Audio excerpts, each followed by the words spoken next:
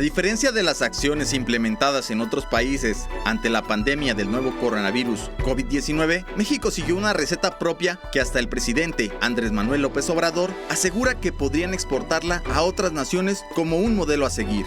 Como responsable de las acciones fue colocado el subsecretario de Salud, Hugo López-Gatell, en lugar del secretario de Salud, y a lo largo de los meses propició algunas confusiones con sus declaraciones. La forma como México ha sobrevivido y ha sobrellevado el tema de la pandemia. Abordaremos de distintos ángulos aquí Ruta 44 este tema. Creo que en las últimas semanas incluso ha habido bastante polémica en torno a este tema. Saludo con mucho gusto a mis invitados. Loana García Roch, ella es integrante del Colegio de Salud Pública de Jalisco. Bienvenida, Loana. Mucho gusto, muchas gracias. Mario Ramos, analista político. Mario, bienvenido. Gracias, un gusto estar aquí. Ignacio Román, economista, académico del ITESO. Ignacio, bienvenido. Un honor. Y Juan Huerta, líder de la CTM en Jalisco. Juan, bienvenido. Carlos, muchas gracias. Bueno, comenzamos contigo, Loana. Un análisis, una primera intervención sobre tu opinión respecto a cómo se ha manejado desde el punto de vista médico, por supuesto, el tema de la pandemia en México. Muy bien, bueno, pues es muy importante mencionar que gran parte de esta situación lo hace la población. Hemos analizado en el colegio que es necesario que no se aflojen las medidas, que se siga manteniendo todas estas cuidados que se han tenido hasta el momento, reforzar, no bajar la guardia. Tenemos que insistir sobre los cuidados y apostarle pues a la salud, a seguir con esto. Claro, el tema, por ejemplo, del modelo Centinela que tanto se cuestionó, el hecho de crear semáforos para distintas regiones de México, ¿es acertado este tipo de protocolos? Pues hemos analizado esta situación, realmente la cantidad de casos que ha ido pues en aumento. Insistimos que es por la necesidad de seguirnos cuidando, seguir conservando distancia, hay que permanecer en casa, hay que reforzar los cuidados, sobre todo con los pacientes más vulnerables. La mayoría de los pacientes que están enfermos o que contagian son adolescentes y jóvenes, entonces esto nos lleva pues a tener más cuidado, más precaución con las personas mayores.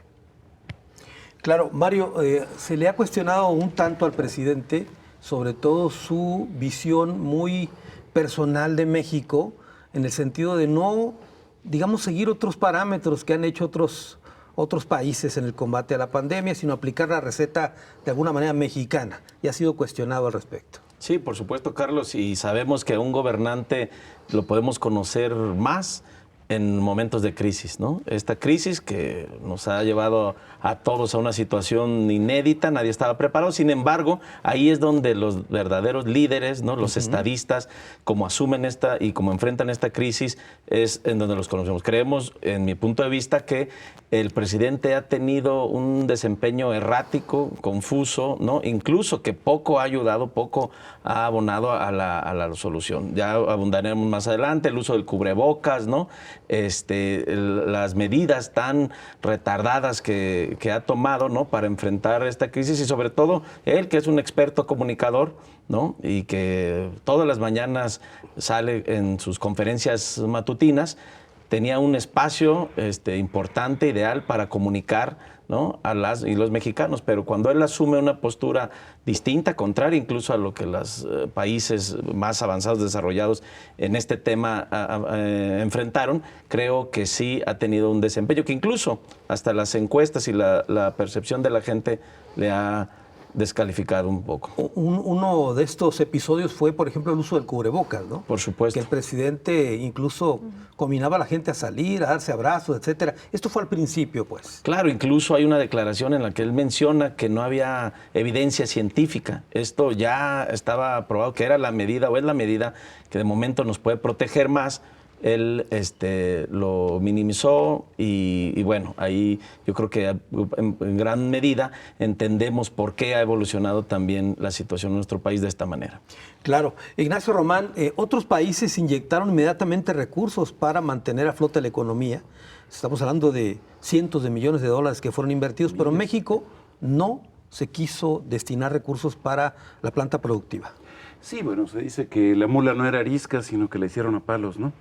Entonces, el gran problema es que México ha tenido crisis gigantescas de deuda en los años 80, en los años 90, y ya ahorita estamos hablando de alrededor de 500,000 millones de deuda a nivel federal, incluyendo requerimientos financieros del sector público, y entonces el gran problema es cuando reboten las tasas de interés. Es decir, en el momento que venga una recuperación y que venga un aumento de tasa de interés, con la situación financiera que hay, sería un golpazo terrible para el país.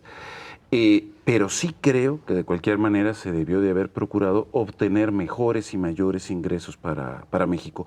No sé si necesariamente vía deuda, pero sí creo, lo que yo cuestionaría del gobierno es la no implementación de una nueva reforma fiscal realmente redistributiva del ingreso. Porque, por ejemplo, vemos cómo Estados Unidos destinó inmediatamente pues miles y miles de millones de dólares, y en Europa también, por ejemplo, pero en México el presidente decía que no se podía utilizar recursos públicos para inyectarle al capital privado, porque ya se había hecho eso antes. Pero mira, como decía Godzilla, el tamaño sí importa. Es decir, Estados Unidos se puede endeudar con lo que quiera, porque es el que fabrica los dólares.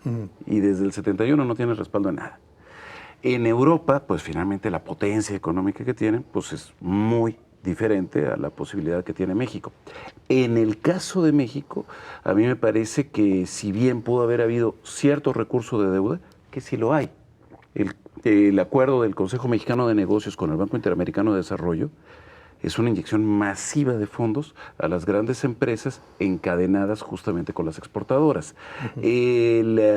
También crédito lanzado, la línea del Banco de México por 750,000 millones, también.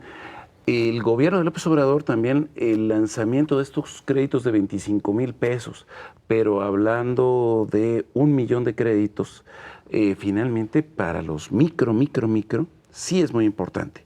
Creo que los que han quedado descuidados son estos sectores no micro, pero sí pequeños y medianos, que ni son beneficiados en lógicas de gran capital, ni tampoco han sido beneficiados en la lógica del gobierno federal, y ahí sí es delicado. A ver, ¿qué opina la CTM al respecto? Juan Huerta, ¿tú consideras que el gobierno hizo bien entonces al no inyectar recursos para reactivar y mantener la planta productiva? Bueno, yo creo que no, yo creo que fue un error. Este gobierno creo que ha actuado sin orden, sin planeación, a base de una serie de ocurrencias, ¿no? De los créditos que Nacho habla de los 25,000 pesos, digo, con mucho respeto, no le alcanza a ningún empresario. Si bien es cierto, le alcanzaba un taxista, a lo mejor algún empleado de hotelería, pero no para más, ¿eh? En el caso de Jalisco nada más se aplicó en 3 rubros, en el rubro de taxis y en el rubro de empleados y en algunos casos en los mariachis y músicos. Era para lo que alcanzaba, ¿eh? No te rescata ninguna empresa, ni una pequeña, ni una mediana, ni la más mínima empresa, ¿no? Con 25,000 pesos no te alcanza. Tienes un dilema grave que hemos tenido nosotros con las empresas. O pagas, llegó el momento en que o pagaban los sueldos a los trabajadores, o le pagaban el impuesto al Seguro Social, o le pagaban el impuesto al Infonavit. Entonces, a ese grado llegamos. Entonces, al final de cuentas, no podemos hablar de una estrategia ordenada ni planeada, ni económica, ni en materia de salud, y mucho menos en apoyos a las pequeñas o medianas empresas, que son los generadores del empleo en ese país. El presidente argumentaba no inyectar recursos porque en el pasado se había destinado dinero a las empresas. ¿Este era un argumento válido, Juan? Mira, yo creo que no hay argumento válido, ¿no? Yo creo que el tema de la economía es muy clara y muy precisa, ¿no? El tema se trata de resolver la problemática y de solventar y salir adelante o rescatar el mayor número de empleos en este país, que es lo que a nosotros como dirigentes obreros nos interesa. A nosotros no nos interesa si en el pasado se robaron 100 millones, si en la crisis del 94 rescataron no sé qué. Al final de cuentas, cada circunstancia, cada momento lo tiene que vivir el gobierno, ¿no? Y este gobierno, pues, tendrá que, la historia lo pondrá en su debido lugar, ¿no? Para nosotros es erróneo y es equivocado. De acuerdo. El tema, Loana, hablábamos del asunto del cubrebocas, que era un asunto tan menor, pero al principio y como que les cayó el 20 muy tarde a las autoridades la importancia de promover la prevención con ese tipo de herramientas. Sí, bueno, creo que desde el principio ha sido un argumento que se ha manejado el uso de cubrebocas. Es básico. Creo que todavía tenemos ese miedo a utilizarlo, esa contradicción a utilizarlo, que no sirve, o lo usan de mala manera, de una manera equivocada, descubren su nariz. Pero creo que no se ha manejado tan mal, porque de haber sido diferente, los números estarían muy diferentes de cómo están ahora. Entonces, sí hacer el hincapié, pues, de no aflojarle con esto, seguir utilizando cubreboca todo el tiempo, sobre todo cuando se está fuera de casa, es indispensable y es básico. Sí, a ver, Juan. Había que hacer una observación. Yo creo que si no ha sido tan malo el manejo, pues yo creo que los números, las estadísticas mundiales nos ubican en el número real, ¿no? Estamos en el cuarto lugar mundial en cuanto a muertes, estamos en el 7º, 8º lugar en cuanto a contagios. Si eso es bueno, pues entonces estamos muy bien. Nacho. Yo creo que justo ahí sí hay que verle. A ver, somos 9º lugar en contagios. Somos 10º lugar en población mundial. En otras palabras, si nosotros vemos a nivel relativo a la población, estamos en el promedio mundial. Si nosotros vemos en tasa por 100,000 habitantes, estamos en un nivel relativamente aceptable con condiciones similares. Si lo vemos en cantidad de muertos con respecto a la población, estamos mal. No pésimo, pero estamos mal. En donde estamos pésimo es en muertos con respecto a contagiados. Y ahí lo que estamos viendo es la terrible deficiencia de infraestructura generada por los gobiernos pasados. Los hospitales dejados como simplemente cascarones, el hecho de que sea tan difícil entrar a las escuelas de medicina en México, siendo tan importante, tenemos la mitad de la recomendación de Naciones Unidas, un médico por cada 40, cuando debería de ser un médico por cada 20,000 habitantes. Estamos teniendo un terrible déficit en términos de medicamentos, y entonces es un problema estructural que no se resuelve de un día para otro. Muy bien, tengo que hacer una pausa, es la primera, regreso con más de este tema.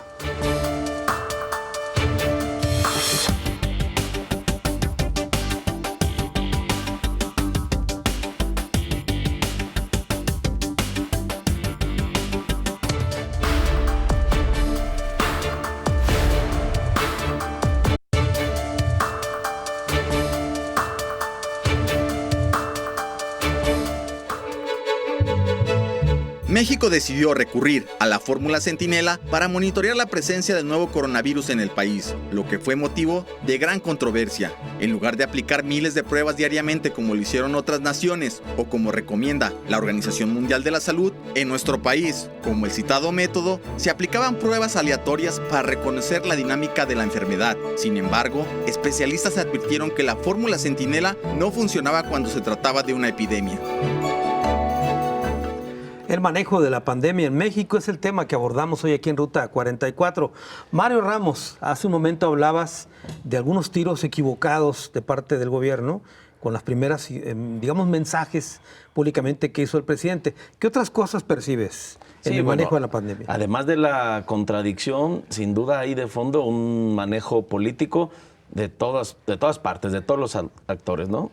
Si bien es cierto que no podemos culpar de todas las deficiencias, omisiones, de la falta de infraestructura, médicos y medicamentos a la administración actual, porque esto viene de muchas décadas de omisiones de gobiernos anteriores, pues también podemos observar la actuación y el trabajo del gobierno federal, ¿no? Yo creo que ha habido un manejo político también del asunto, esta contradicción y confrontación entre un modelo y otro, el semáforo que generó tanta polémica con los gobernadores, incluso ha llevado a darles también la oportunidad y la posibilidad política, ¿no?, a gobernadores de oposición para encontrar una manera de enfrentar al presidente, junto con una serie de ya agravios, ¿no? Encuentran la oportunidad para hacer una alianza federalista y expresarse de manera distinta a las políticas que ha marcado el presidente, ¿no?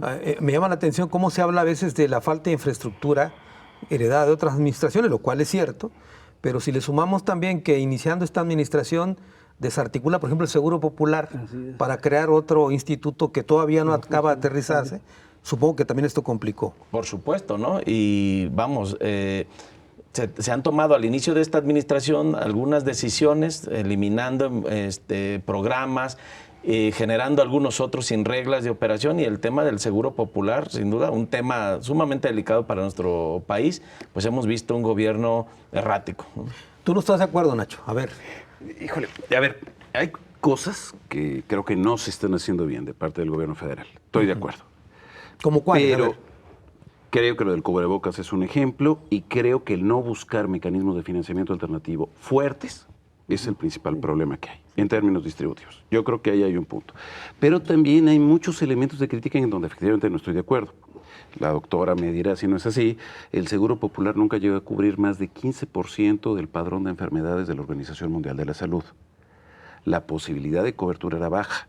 El crecimiento económico, cuando se generaliza el Seguro Popular del 2006 al 2012, el crecimiento económico del PIB en salud fue de prácticamente cero. O sea, fue una repartición masiva de credenciales, pero nunca fue una capacidad de infraestructura y de atención justamente básica. Por eso estamos como estamos. ¿Y se mantuvo también con el INSABI?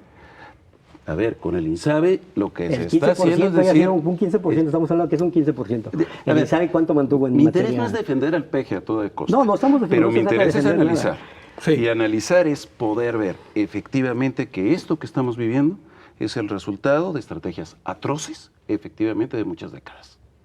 Entonces, eso es un primer punto que creo que es clave. Segundo, el tipo de apoyos. A ver, si vemos Encuesta Nacional de Ocupación y Empleo, uno encontrará que en el rubro de empleadores, no de trabajadores en general, de empleadores, que es el de ingresos más alto, solamente el 18% tiene ingresos superiores a 5 salarios mínimos. Eso lo entendemos, los registrados ante el Seguro Social. A ver, cuando Juan, se dice, eso es distinto. el gran problema de empobrecimiento ahorita fue por crecimiento de informalidad, de acuerdo a la encuesta telefónica de ocupación y empleo. Es decir, los primeros que se quedan sin nada es justamente la gente que queda en esas condiciones de nula protección social, que son informales, más los contratados de manera eventual por subcontratación o por mecanismos violatorios a las anteriores leyes del trabajo que se aprobaron en ¿Y el en las 2012 de una forma terrible. A ver, Juan, parar toda la actividad en México, como ocurrió con la pandemia, iba a provocar, por supuesto, cierres para y todo empezar, eso. yo creo que el tiempo no fue el más adecuado ni el más correcto, ¿no? Paraste la economía cuando no sabías tu porcentaje de contagiados que había en la ciudad. Y la reactivas precisamente cuando inicia el contagio. Ese fue el gran error nacional, local y de todos índolos, ¿no? 3 meses o un mes y medio estuvimos parada toda la economía y no había un solo contagio en el estado. No sé si me deja mentir la conductora. Se inicia el contagio y empezamos a reactivar la economía y regresamos. O sea, cuando llegó el pico de la pandemia, nosotros estábamos regresando. El contagio, pues, haz de cuenta, se anuncia que la pandemia ya afectó a no sé qué tantos en China, no sé qué tantos en España, y en México no había un solo caso. Y paramos toda la economía.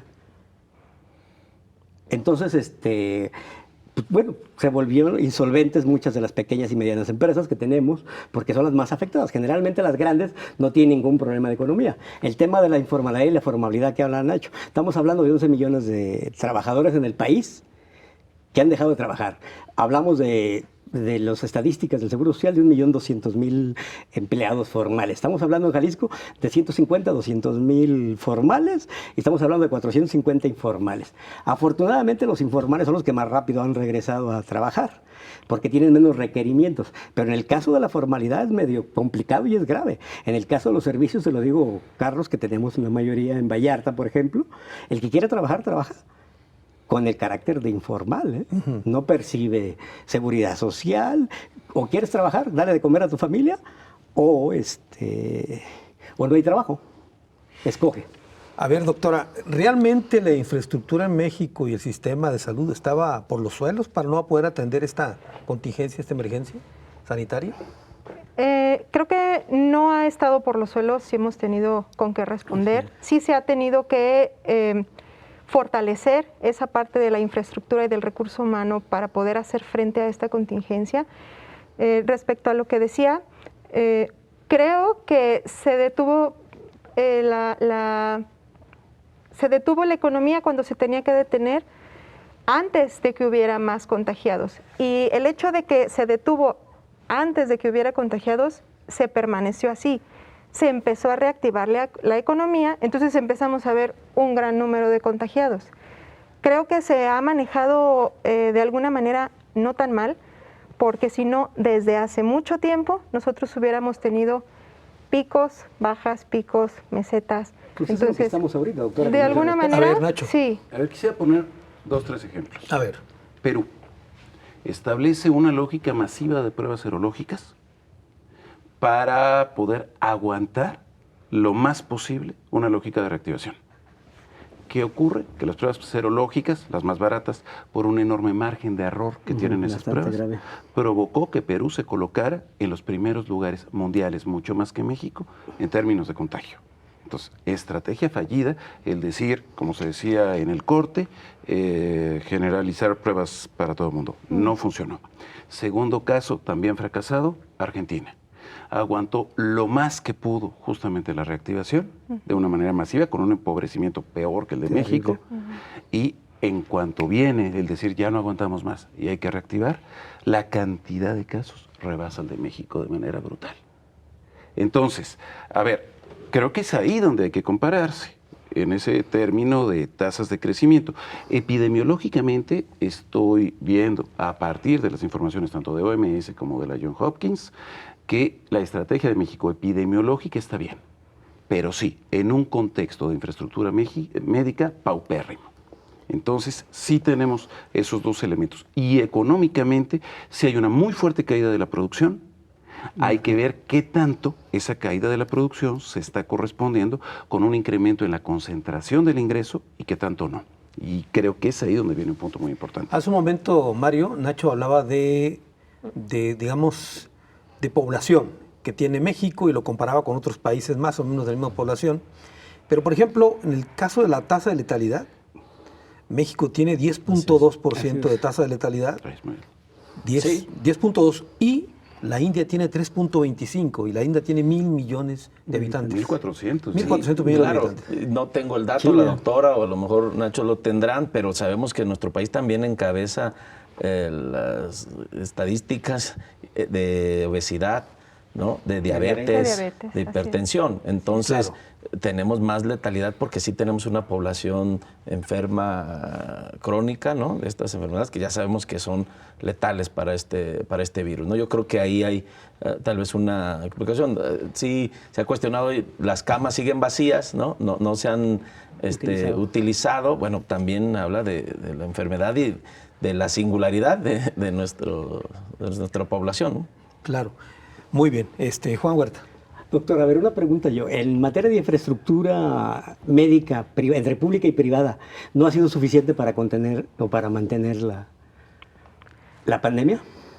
Pues, si usted hace un análisis global de la que tenemos en infraestructura médica, particular, privada, el estatal, social, de cualquier índole. Sí. Me llama la atención porque... Con respecto a infraestructura, creo que no se ha llegado al límite. No se ha ocupado. No, esto significa que no hayan presionado el mentado botón de emergencia, ¿no? Y eso quiere decir que la infraestructura médica no está tan mala como pensamos, que ha sido bastante insuficiente ahorita para resolver hasta ahorita la pandemia. Creo que hasta el momento sí. Pues es lo que mencionabas tú, Nacho, que la infraestructura gran es parte ha deficiente. sido por reconversión. Así es.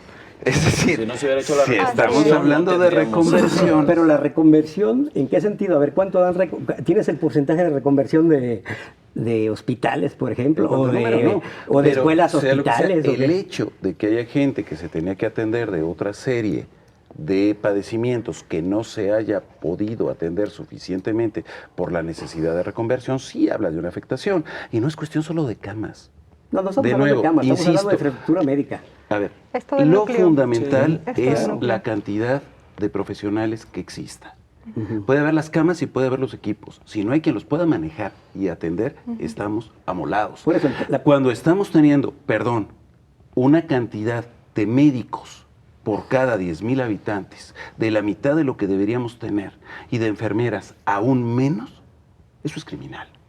Para Pero- un país del nivel que se supone tiene México. Por eso le pregunto yo a la doctora ahorita, Nacho, yo creo que la falta de enfermeras, ni de médicos, ¿En qué ni de condiciones han infraestructura trabajado? médica ha sido un motivo para que le crezca la pandemia.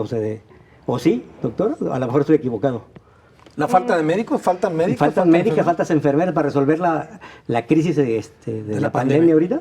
Pues actualmente es difícil hacer ese tipo de... Sí, claro, en términos de la pandemia es difícil hacer cualquier cosa, cualquier predicción. Nos hablan de 83,000 y otros hablan de 279, otros de 200. Entonces, en el tema médico yo creo que sería más fácil y más factible ver que la cuestión...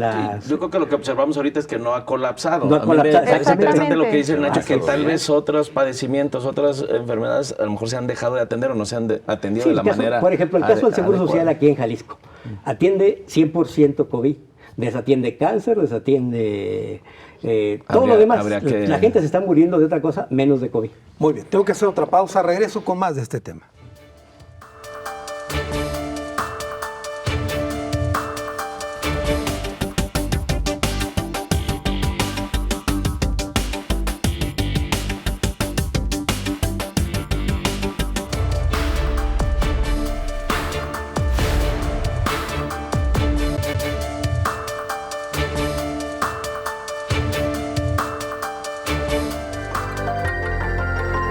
Mientras que decenas de países destinaron miles de millones de dólares para apoyar a las empresas y evitar colapsos, cierres de negocios y pérdidas de empleos, en México el gobierno federal rechazó destinar fondos públicos para estos fines, con el argumento de que en el pasado ya se había usado dinero público para favorecer a la iniciativa privada.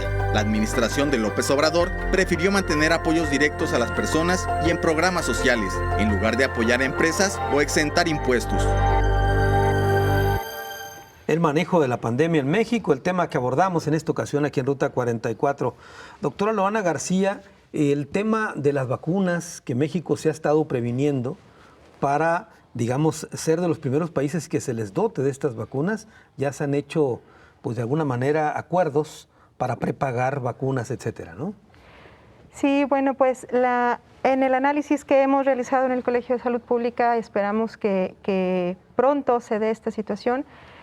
Hay que recordar que las vacunas no son aplicadas e inmediatamente se tiene una efectividad. Si ponemos el ejemplo de influenza, son más o menos 21 días después de aplicada la vacuna para que haya una efectividad.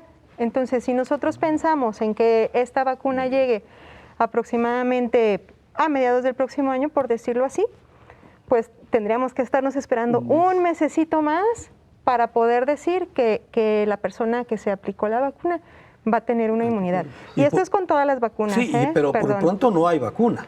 Todas por lo están en pronto fase de están en fases de experimentación. estudio. Por lo pronto están en fases de estudio. Hay como 6 o 7, ¿no? Más o Sí, menos. diferentes laboratorios la están trabajando.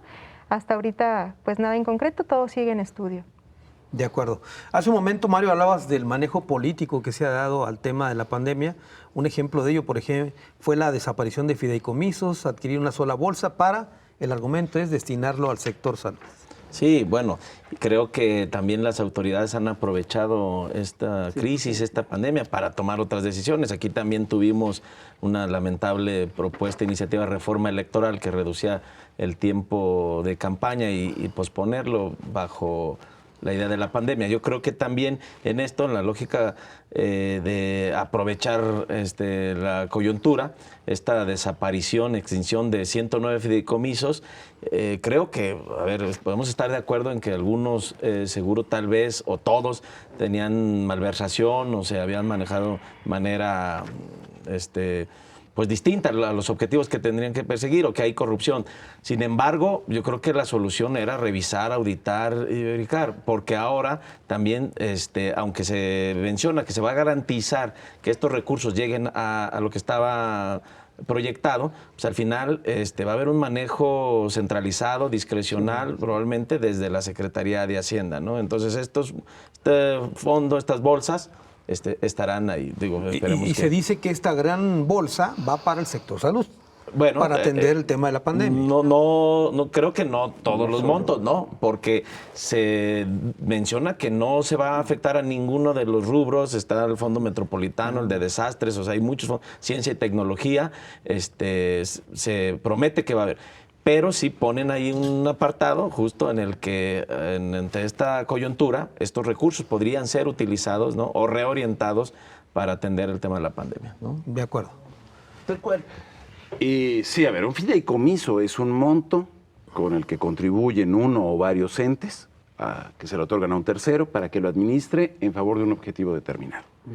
El gran problema es que sí, de nuevo, ha habido un montón de problemas de corruptelas históricas y están pagando también justos por pecadores. Claro, o sea, claro. no Carecían todos son así. Y transparencia entonces, ¿no? de rendición de cuentas, algunos de estos fideicomisos. pero de nuevo, ahí mi desacuerdo. No podemos decir es que si en el pasado se lo robaron. No. Es decir, si seguimos tolerando lo que se ha hecho criminal contra la gente en términos médicos y de uso de recursos históricamente, no vamos a corregir nada. Entonces sí es fundamental tener esa claridad, si no cualquier figura legal que se establezca se va a pervertir. Entonces, ahorita justamente hay muchas cosas malas con este cierre de fideicomisos, derivado en parte de la forma tan atropellada en la que lo hizo el gobierno y en parte por la enorme corrupción histórica que también ha habido en esos esquemas. Entonces, evitemos que esto se repita. A ver, volviendo al tema, a ver, Juan. A ver, Nacho, ¿no sería más fácil que atacaran directamente al fideicomiso que está mal, que sea corrupto y que no tenga la utilidad que carece, en lugar de desaparecer todo el monto y aprovechar los 65,000 millones y usarlos a discreción de decir que sí por sí, porque yo los manejo o porque los maneja el secretario de Hacienda, sí van a llegar a quien yo digo? Y mientras, ¿cuánto dinero va a dejar de llegar al gobierno cuando estás necesitando recursos fundamentales para todo lo esencial? Entonces es dinero para el gobierno. La bronca. Entonces ahorita, es dinero para el gobierno, no es para el objetivo que fue creado el fideicomiso. Sí, a ver, México es uno de los países con menor participación tributaria a nivel mundial. Entonces, a ver, Nacho, una pregunta. ¿Y qué grado de corrupción está México ahorita? O sea, creo que se han incrementado los números, ¿no? No, a ver, pero déjeme regresarlos al tema de la pandemia, porque estamos ya hablando de los fideicomisos, y los fideicomisos fue un punto solo de reflexión. Pero, a ver, en el tema de la pandemia, tú mencionaste, Nacho, volviendo al asunto financiero, que México debió haber buscado otras fuentes. ¿Cuáles podrían haber sido? Yo creo que se requiere una reforma hacendaria de fondo en México. En otras palabras, no es posible que México siga siendo el único país de la OCDE en que el principal pagador de impuestos sean los hogares y no los grandes corporativos. No es posible que estemos diciendo que unas cuantas empresas monopólicas de alimentos hayan provocado en gran parte estas comorbilidades en términos de diabetes, de hipertensión, de obesidad, y ahora sí que no pueden pagar ni una multa. Es decir, no es posible que estemos tolerando que empresas gigantescas tengan ganancias extraordinarias y que el costo de lo que han hecho lo pague el Estado y la población de México. En otras palabras, sí se requiere un cambio significativo en materia fiscal hacia las grandes empresas que reduzcan los niveles de monopolización en México y los niveles de concentración del ingreso y la riqueza. Es decir, con un país con un sistema robusto, como tú lo llamas, fiscal, hubiera hecho frente a la pandemia de otra mejor manera. Sí, ahí sí se podría reclamar mucho más el hacer más pruebas, ahí se hubiera podido reclamar mucho más por los niveles de letalidad, ahí sí se hubiera podido reclamar muchas cosas. Luego entonces la fórmula de más pruebas no era inadecuada, en todo caso no había recursos. Así es. Sí, o sea, con los recursos disponibles, el hacer una masificación de pruebas PCR hubiera implicado hacer las pruebas, pero ya no haces nada con el paciente. O sea, ya no te queda dinero para atender nada. Nacho, te voy a replantear el tema que tú planteas. Por ejemplo, Jalisco es el generador de un 8, un 9, un 10% del Producto Interno Bruto de este país. Sí, y solo recibe el 2.5%. No. Y el gobierno, el ministro reparte a Chiapas, a Hidalgo y a todo. La redistribución de la riqueza, de los impuestos de los mexicanos, está mal distribuida, ¿no? No, eso no es así. ¿O está bien? Eso no es así. Por eso, pero está bien. A ver, lo que se regresa a Jalisco, de lo que Jalisco paga a la Federación, es casi proporcional. Lo que ocurre es que se regresa no al gobierno del estado de Jalisco. A ver, el tren ligero, la línea 3, una gran parte. La Universidad de Guadalajara, las presas. Las becas a los estudiantes de prepa. Dime una presa nueva. A ver, por favor. Conozco generadores de energía eléctrica, la Yesca, pero son del gobierno federal. Gran parte del gasto que se hace del sector público en Jalisco lo hace el gobierno federal, no solo el gobierno estatal. Entonces no podemos medir solo con el gasto del gobierno estatal. O sea, tú dices que la redistribución de la riqueza y de los impuestos está muy parecida al país, está muy bien hecho. Hay 2 estados nada más que son los que han financiado al resto del país durante décadas, que sí son los que han perdido. 2, Campeche y Tabasco. porque es ahí donde está el petróleo. Eso sí, son los únicos que podrían reclamar. Jalisco no. Jalisco no. Nuevo León, Nuevo León Puebla, tampoco, Aguascalientes, Guanajuato, No. los países industriales, todo el Bajío y el No. norte no. Bueno, a ver, Y a las pruebas me remito en términos financieros. a ver, pero regresemos al tema de la pandemia, pues, para terminar la parte final del programa. En el asunto financiero, yo te preguntaba si había forma, Nacho, de haber sacado recursos para inyectarle este problema de la pandemia. Con Tú reforma hablabas fiscal de reforma fondo. fiscal. Pero implicaba un conflicto político mucho más grave. Si así, Ya se separaron algunos estados. sí, ahora sí, al gran corporativo no se le toca ni con el pétalo de una multa. ¿Por qué? Por Pues el porque poder no es dinero económico del que país, tenemos. ¿no? Vivimos en un país plutocrático. Sí, muy cierto. A ver, doctor, una opinión técnica importante. Las pruebas PCR, como la Organización Mundial de la Salud recomienda, que hicieran muchas. ¿Esa era una buena fórmula? Creo que sí es muy importante el enfocarse en el paciente sintomático y sus contactos, y esto está establecido. Una persona que empieza con síntomas, hay que ser muy claros con los síntomas porque recordemos que hay diagnósticos diferenciales que realizar, entre ellos influenza, entre ellos dengue, para ver si nos vamos a orientar más a COVID, más influenza, más a dengue. Si nosotros nos orientamos en COVID, tomamos la PCR.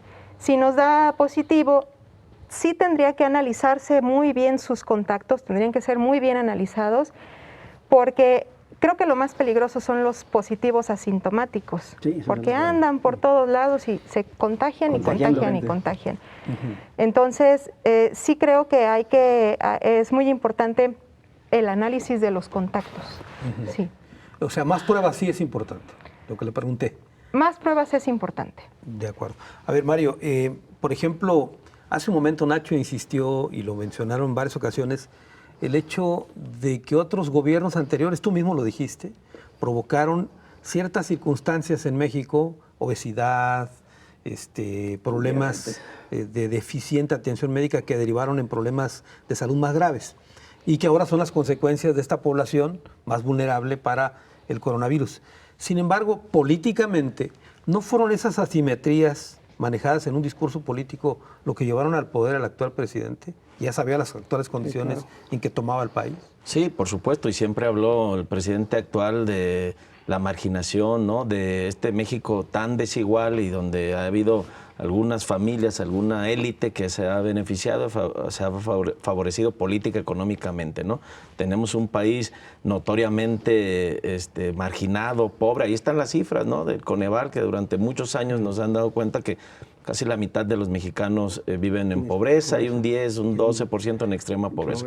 Sí, pero coincido también con Nacho, no puede realizar los cambios, ¿no? de un día a otro, ¿no? Son pocos años, sí se necesitan reformas, ahora sí, estructurales, ¿no? Diseños nuevos, institucionales, legales, para poder enfrentar. Sin embargo, yo destacaría también que, bueno, el presidente es un actor político, ¿no? Que está pensando también en la elección del próximo junio del 21, ¿no? Y que también mueve sus fichas de acuerdo a eso. Es que con esa lógica, si fueron décadas las que llevaron al país a estar en este precipicio, pues entonces va a terminar el sexenio, digamos, justificadamente diciendo que fueron los de atrás los que provocaron el caos. Tengo que dar una pausa, es la última, regreso a las conclusiones del programa.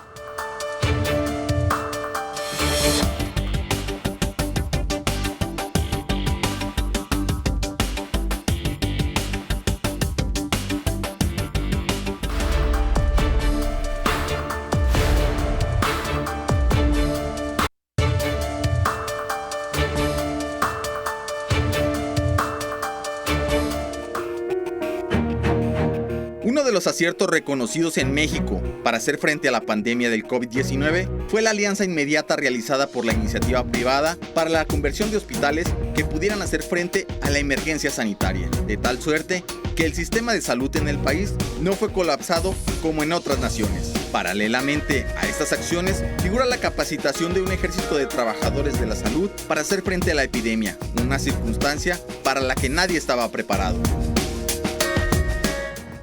Estamos llegando a la parte final del programa. El manejo de la pandemia en México es lo que abordamos.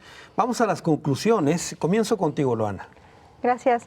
Creo que esta parte tan importante de mencionar, de no bajar la guardia, el uso de cubrebocas básico, el no aflojarle al lavado de manos, el tener una buena alimentación, el hacer ejercicio, aunque sea en casa, el hecho de que nosotros veamos un semáforo de uno u otro color, no significa que somos libres y podamos salir a la calle, sino que tenemos que seguirnos guardando, sobre todo por los más vulnerables, los que tenemos en casa hay que cuidarlos. La vacunación es indispensable, hay que aplicarse vacunación contra la influenza desde ahorita, antes de que empiecen los fríos. Ya está habiendo en servicios de salud para que por favor acudan. Está la ruta de la vacuna, que se acude a aplicarse la vacuna con el menor riesgo posible. Hay que hacerlo y sobre todo pues eso, no bajar la guardia y seguir con los cuidados ¿Dirías básicos. tú que las primeras medidas que se anunciaron desde que comenzó la pandemia, lavarse la mano constantemente, cubrebocas, gel antibacterial, siguen vigentes hoy y no hay que aflojar eso? Totalmente. Más bien hay que reforzar eso, no hay que aflojarle. Aunque veamos a todo el mundo ya en la calle. Sí, es que vemos en la calle, en el transporte público, la gente ya relajando estas medidas, ¿no? Así es. Cada vez vemos más enfermos, cada vez los tenemos más cerca y esto que nos dicte a nosotros para el cuidarnos más. Claro.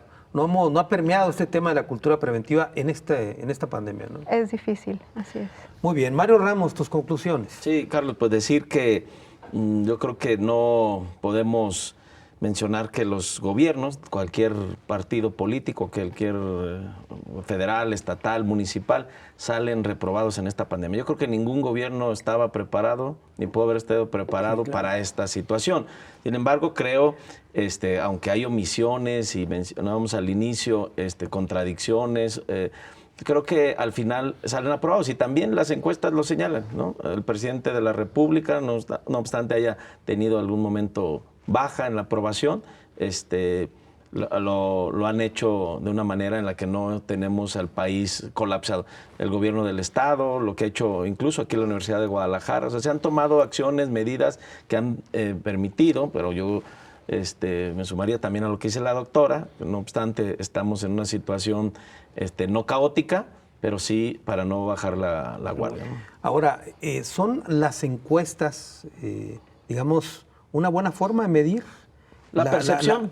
Bueno, te pregunto, ¿es una buena forma de medir los resultados del combate a una pandemia realmente? No, por supuesto que que no. Los números de contagio, los muertos, la tasa de letalidad, ese es el dato, esa es la cifra dura. Me refiero a la percepción que tienen los gobernados sobre sus gobernantes, que eso también cuenta mucho, ¿no? Cómo observamos, vemos y evaluamos la actuación, ¿no? La toma de decisiones por parte de los gobernados. Yo creo que al final de momento están aprobados, ¿no? Y así lo reflejan las encuestas.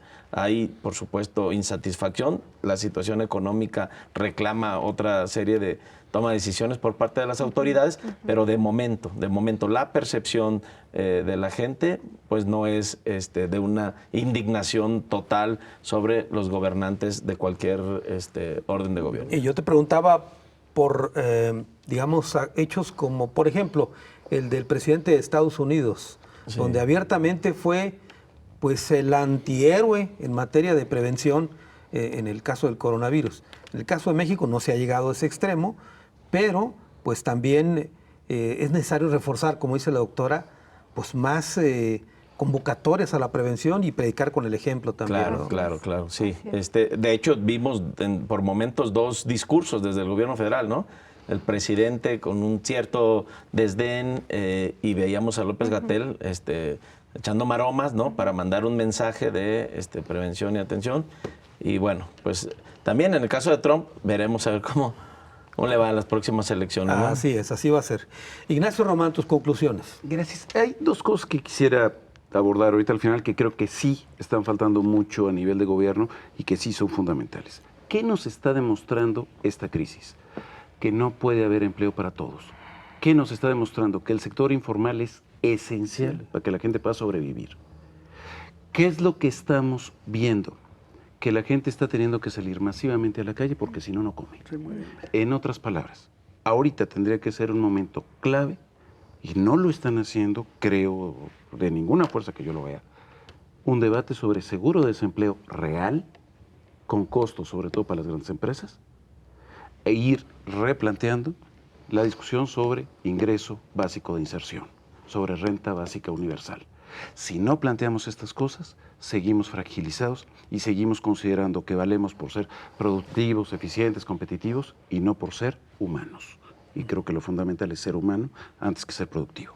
Se ha hecho una gran discusión, Nacho, en el sentido de que era necesaria, impostergable una reactivación económica, pero luego dicen en este galimatías que la reactivación económica provocó pues más brotes de coronavirus. Es que la bronca no es el empleo, es el ingreso. Exactamente. Entonces, Por eso, pero la reactivación implica movilidad, a eso me refiero. claro. Sí, una cosa va de la No hay mano. otro. Muy bien. Juan Huerta.